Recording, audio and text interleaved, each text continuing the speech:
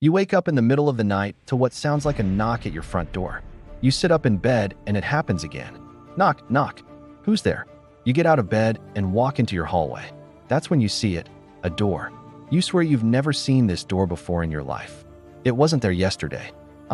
T wasn't there when you moved in. It just wasn't. But now it's there in the middle of your hallway, slightly ajar, with what looks like a dark forest on the other side.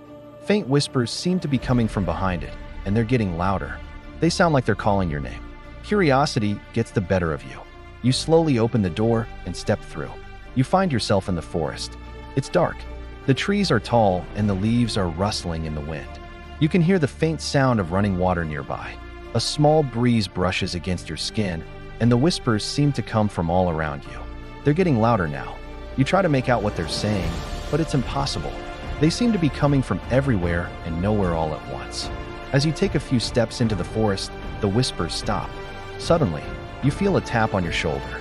You jump and turn around, but there's nothing there. You look down and notice a small, smooth stone in the palm of your hand. It's cold to the touch and feels heavier than it should. You turn back to the forest, but the trees in the darkness seem to be pressing in on you now. The whispers start up again, and they're right in your ear. Come closer. We want to play with you. You can hear the excitement in their voices, but there's something else there, too. Something that you can't quite put your finger on. Something that makes the hairs on the back of your neck stand on end. You turn and run, pushing past the branches and leaves, desperate to find the edge of the forest, to find the door that will lead you back to your house. But the forest seems to go on forever. Just as you think you've broken free of the trees, they start to close in on you again. And when you turn back, the door is gone. The only thing that remains is the dense, dark forest and the whispers that promise you eternal torment. You wake up in your bed, drenched in cold sweat. The room is silent except for the sound of your own ragged breathing. You look over at the other side of the bed, half expecting to see an empty space where your partner usually sleeps.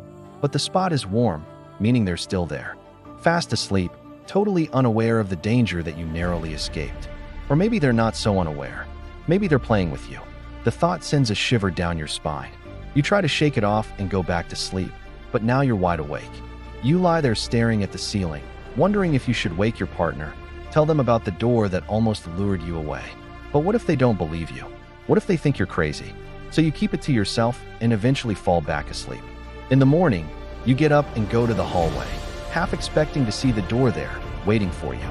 But it's not there. You check the area where you're sure you saw it, but it's not there. You even check the other walls, but it's not there. You tell your partner about it, but they just laugh and say that you probably imagined it. After all, you did wake up in the middle of the night, and you know how disoriented you can get sometimes. So you let it go, but you can't help but keep an eye out for the door.